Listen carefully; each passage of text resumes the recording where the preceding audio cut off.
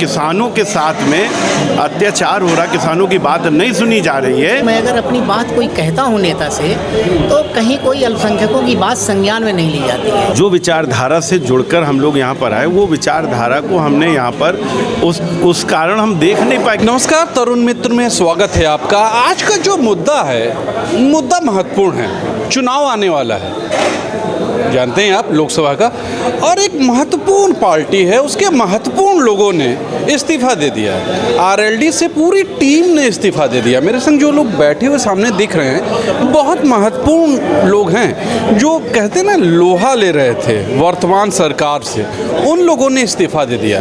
और कहाँ जाएंगे ये मुझे भी नहीं पता है। अब यही पूछते हैं कि आखिर क्या वजह है इस्तीफा देने की, ये क्या वजह है इस्तीफा देने की?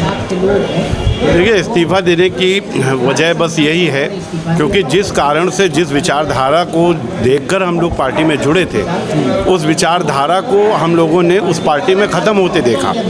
तो जब वो विचारधारा ही नहीं बची तो हम लोग क्या करेंगे उस पार्टी में। क्योंकि हमारे जो नेता हैं, जैसे हमारे नेता मंजीत सिंह जी हैं, ये किसान नेता हैं। हम इनके साथ में गए, ये हमको पार्टी में लाए, इन्होंने किसानों की बात उठाई। अब जो पार्टी किसानों का नाम ले लेकर राजनीति कर रही है और उस पार्टी में जब किसानों के साथ में अत्याचार हो रहा, किसानों की बात नहीं सुनी जा रही है, तो जब हमारे लीडर उस चीज़ से आहत हैं, तो मैं तो यही सोचता हूँ ना कि मैं 30 साल बाद इनकी जगह। किसानों की बातें आपको बहुत बाद में समझ में आ रही हैं। ये चुनाव आने वाला है, इस वक्त आपको समझ में आया क्या? कुछ समझ में नहीं आ रहा है।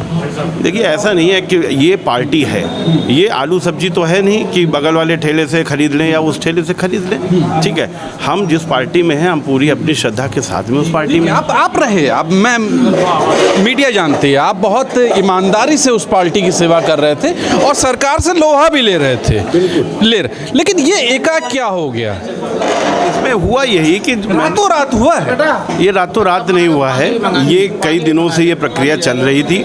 हमारे जो बड़े नेता हैं, चाहे मंजीत सिंह जी रहे हों, चाहे आरिफ महमूद जी रहे हों, जब इन नेताओं के साथ में हम लोगों ने देखा कि जब इनकी बात नहीं सुनी जा रही, चूँकि ये भी विचारधारा की ही बात कर रहे हैं, भाई कोई अपने घर परिवार की बात नहीं करता है। जो विचारधारा से जुड़कर हम लोग यहाँ पर आए, वो विचारधारा को हमने यहाँ पर उस कारण हम देख नहीं पाए कि जिस तरीके से जो हम आए थे। क्या रीजन है छोड़ने का, बताइए। देखिए, मैं अल्पसंख्यक का प्रदेश अध्यक्ष रहा हूँ। मैंने कल इस्तीफा दिया। आप तो हमारे चैनल पे आते रहे हैं और सरकार के खिलाफ भी आप काफ़ी अच्छा बोलते रहे, लोहा लेते रहे वर्तमान सरकार की जो खराब नीतियाँ हैं उसके विरुद्ध। तो क्या हो गया एक? देखिए, लोक दल में इतने साल से रहने के बाद भी, अगर इतना सीनियर लीडर होने के नाते भी मैं अगर अपनी बात कोई कहता हूँ नेता से तो कहीं कोई अल्पसंख्यकों की बात संज्ञान में नहीं ली जाती है। पार्टी के कुछ बड़े लीडर ऐसे हैं जो दिल्ली में बैठते हैं, जो राष्ट्रीय संगठन, वो राष्ट्रीय महासचिव हैं संगठन के, त्रिलोक त्यागी जी, अजीत राठी जी हैं, जो उत्तर प्रदेश के वो हैं, संगठन मंत्री हैं, कार्यालय प्रभारी हैं। इन सब लोगों ने ऐसा एक कुचक्र चला है उत्तर प्रदेश कार्यालय के अंदर कि यहाँ से आप अल्पसंख्यकों को हटाइए और ना ही अल्पसंख्यकों को कोई बैठने की जगह, ना ही इनको, अगर ये कोई अपनी आवाज़ उठा रहे हैं। अब जैसे कुछ लोग हमारे नाराज़ होकर के उन्होंने क्षेत्रीय अध्यक्षों ने इस्तीफा दिया, तो रातों रात आपने जो है बजाय उनसे समस्या पूछने के, आपने पूरी कमेटी उत्तर प्रदेश की भंग कर दी। तो कमेटी भंग करना ये कोई समस्या का निदान नहीं है। आपको बात करनी पड़ेगी, आपको करना चाहिए हमसे बातें, आपको अपने कार्यकर्ताओं से बात करनी चाहिए कि आप क्या दिक्कत है आपको, आपने क्यों इस्तीफा दिया है। ये सब चीज़ न सुनते हुए आपने कमेटी को भंग कर दिया। तो ये हम सब लोगों को लगा कि भाई हम लोग अपनी बात कहाँ कहें। जो आप लोग की सोच रही है, आप लोग जिस अनुसार जिस राजनीति में रहे हैं, उस राजनीति के अलावा तो कुछ ही पार्टियां बचती हैं जहां आप जा सकते हैं। कहां जा सकते हैं, क्या लगता है? कहा कि कल हम लोग अपने सारे लोगों से, अभी कुछ इस्तीफे आने बाकी हैं, वो भी सब कल आएंगे।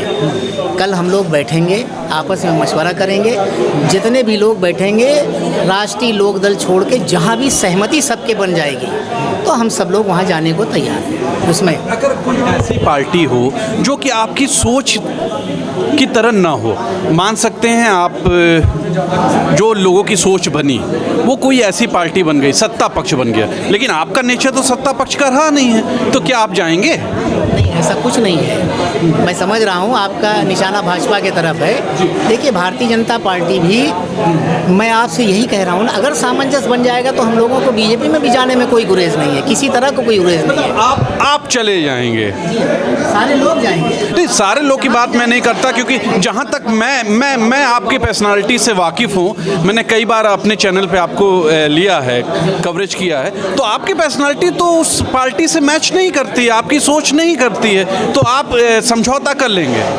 नहीं, देखिए पर्सनालिटी मैच करना ना करना वो ये तो एक अलग बात है, मगर जो प्लेटफार्म पर आदमी राजनीति करता है, जहाँ पर पद अपना संभाले हुए है, तो जाहिर सी बात है भाई पार्टी के अगेंस्ट में हमको खड़े होना है, उनकी हमको कमियों को निकाल करके हमें बोलना है, तो वो एक अलग चीज़ है, वो तो भाई राजनीति में रह करके बोला ही जाता है। जनता के लिए समझौता कर लेंगे, सीधे तौर पे आप कर सकते हैं, जनता के लिए आप ऐसी पार्टी में भी चले जाएंगे जहाँ की खिलाफत आप करते आए हैं, आप जा सकते हैं? नहीं, हमने तो हम जब सपा से नहीं थे तो मैंने सपा में भी मुखालफत किया था, हमने तो बसपा की भी हमने मुखालफत किया था। देखिए हर स्टेप पर कोई ऐसा नहीं है कि हम किसी एक पार्टी की ही हम मुखालफत करते रहे हो, भाजपा की नहीं, ऐसा नहीं है। भाजपा ने कुछ काम अच्छे किए, हमने उसको सराहा भी बैठ कर, हमने उसी चैनल पर ही सराहा है जहाँ पर हम डिबेट में बैठे थे, तो ऐसा कुछ नहीं है कि किसी एक पार्टी से हमें कोई नफरत हो, ऐसा कुछ नहीं है।